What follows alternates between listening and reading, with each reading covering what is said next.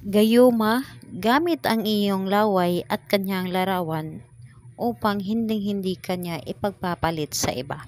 Hello mga guys, kumusta kayo? Panibagong araw, panibagong video na naman tayo. And sa araw na ito ay isa na namang video ang aking ituturo sa inyo na simpleng gabay o simpleng pamamaraan na makakatulong sa atin. At bago ang lahat, gusto ko lang mag-disclaimer sa mga taong hindi naniniwala at hindi gusto ang mga kagaya nitong video. Please skip this video and maghanap kayo ng videos na gustong gusto nyo dahil ang video na ito ay para lamang ito sa mga taong naniniwala and gusto mag-try.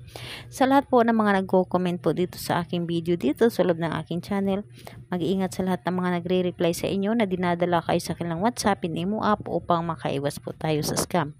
Ngayon po ituturo ko sa inyo paano natin gayumahin ang ating partner gamit lamang ang ating laway.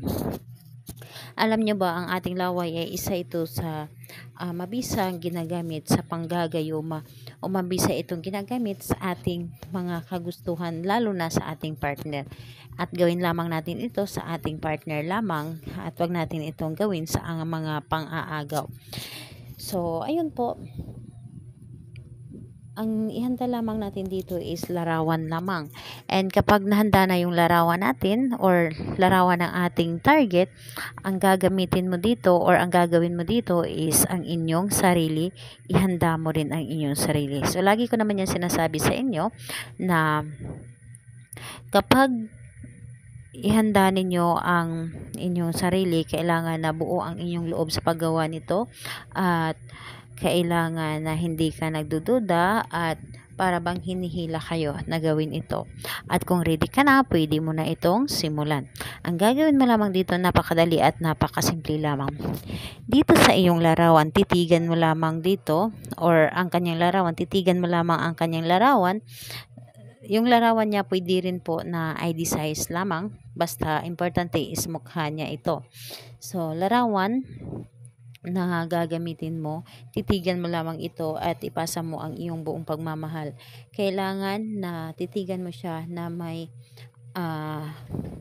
yung tipong with feelings ang inyong pagtitig nito. And pagkatapos nun, sambitin mo ang kanyang pangalan.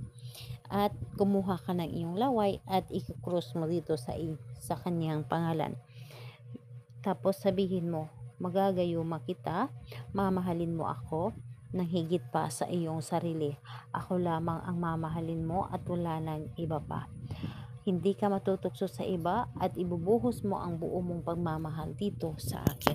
So, yun po ang sasabihin mo. Dapat mga positive lamang ang inyong mga sasabihin and wag na wag kayong magbanggit ng mga negative. Dapat po ay para lamang sa inyong relasyon ang babanggitin mo na para bang sabihin mo dito lahat-lahat na para bang sa personal mo ito sinasabi.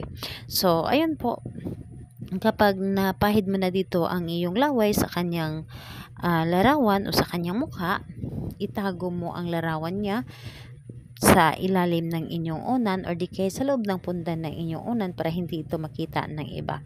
So, iwasan na makita ng iba ang inyong mga ginagawa. So, gawin ito sa kahit anong araw at oras, pwede.